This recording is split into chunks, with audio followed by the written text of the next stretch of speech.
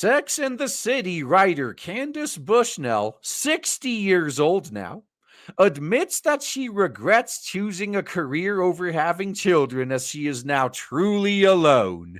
So the Whammons, whose work is pretty much used as a Bible for a lot of similarly minded Whammons to like justify and revel in the choices that she's made. Even she's admitting, like, yeah, looking like in hindsight, I think I made a mistake here and it's way too late to fix it now. So you were talking about spinsters earlier. So here you go. Here you go. Here's your spinster. Now, her best-selling book and racy TV series it inspired taught a generation of Whammons that they could have it all. And to be fair, they can. They can have it all for a very limited amount of time. So unless you plan on going through Canadian healthcare young, your decisions will catch up to you at some point. And although it's always a gamble, okay?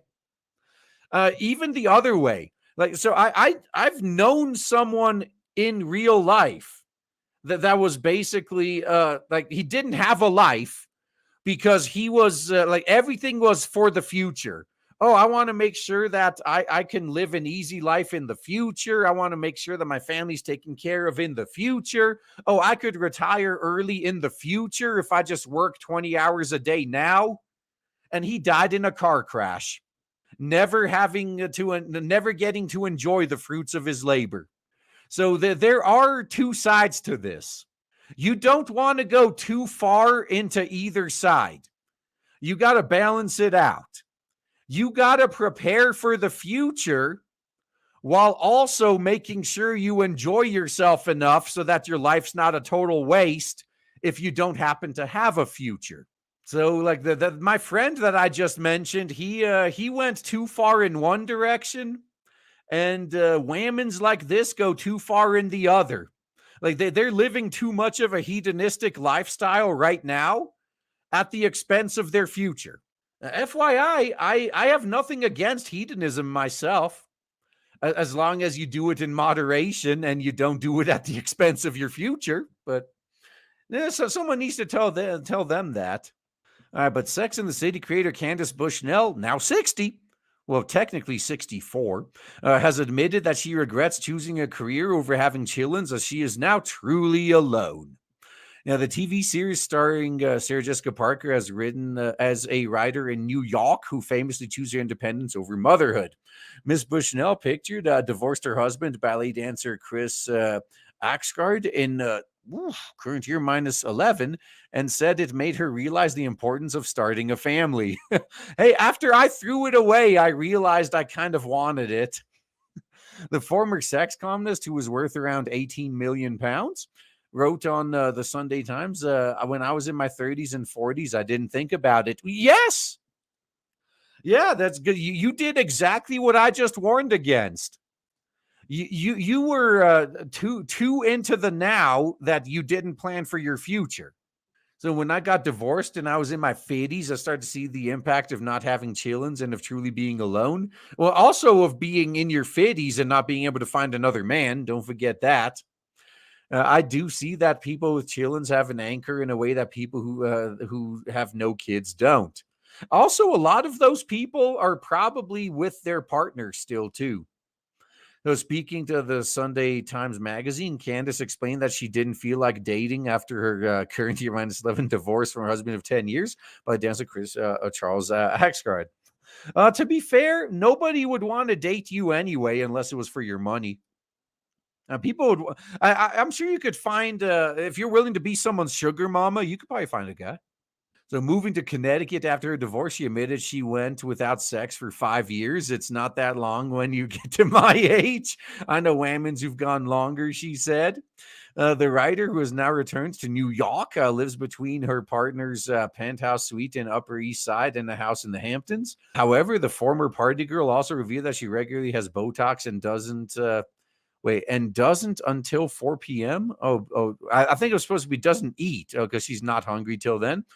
Now back on the dating game and in love with the real estate agent boyfriend of Jim Coleman, Candace is releasing a new book titled "Is There Still Sex in the City?" in early August. I know she must have way more money than that dude, man. The book is fiction inspired from her life, just like Sex and the City. In the aftermath of her own divorce, she dives into what she calls middle-age sadness and the difficulties of bouncing back in your 50s.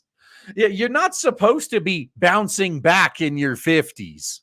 You're supposed to be settled in by your 50s. And if you pull the I'm not happy card, then you kind of deserve what you get. Now, Candace argued that it's harder to recover from bad news in your 50s than your 20s or 30s. She added that in the eyes of many people, women, particularly those over 50, are often blamed for the setbacks they had to overcome. Oh, so you really didn't learn much, did you? You're still going to blame everyone else for your decisions, huh? However, she added that she had found turning 60 a relief, which helped get rid of her sense of shame. I got rid of mine in my 20s. She admitted to having Botox regularly, having fillers done, and once considered going through a Mona Lisa procedure, vaginal rejuvenation laser surgery priced at £3,000. Well, £3,000 is actually not that bad. I mean, I would have thought it would have been like 20 or 30,000, but well. All right, the book she mentions not eating before 4 p.m., not out of discipline, but because she's simply not hungry. She likes to have dinner early and will snack while cooking. Though the socialite who first came to New York in the 1980s, when Studio 50 was all the rage, thinks modern dating has made women's angry and frustrated. Modern women's have made men angry and frustrated too. So the writer admitted that she finds New York boring and consensual and 1,000 times less fun than what it used to be. Well, yeah, because there it's not like there's as much of a nightlife scene for a freaking 60-year-old. So, however, she added that several editors had offered to help with her career in exchange for sexual favors, something she said was common at the time. Well, after what happened with Harvey Weinstein, it's not going to be as common anymore. Because Harvey Weinstein showed that even if you live up to your end of the bargain, they can still turn on you later and will do it. So while she also revealed the characters of her upcoming book have been sexually harassed at some point in their lives, but would have just dealt with it and told the men to go fuck themselves, well, then they would have had no careers. Oh, talking about the age and dating, she also said she felt gender dynamics and sexual attraction evolved as you grow older, with competition taking a step back in favor of being nice. Well, yeah, things completely change. Yeah, the dynamics definitely do.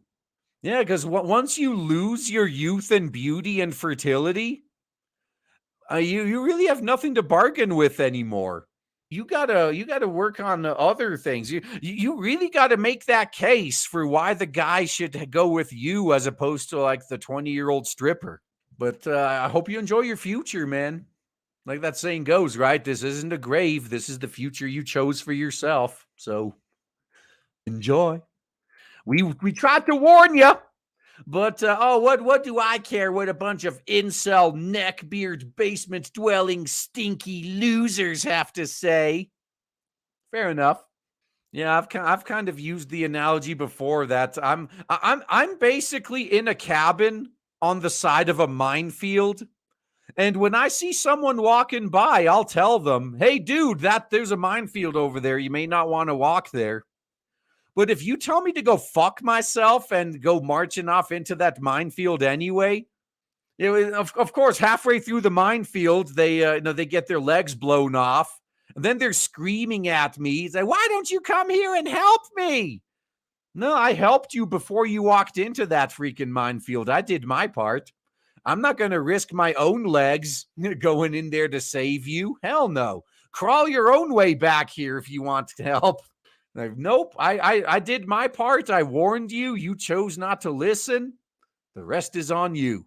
That's right. Problem with women like her want to ruin our enjoyment of the newer models. Yeah, absolutely. So while women like this were in their 20s, they had no problems dating 50, 60-year-old rich men.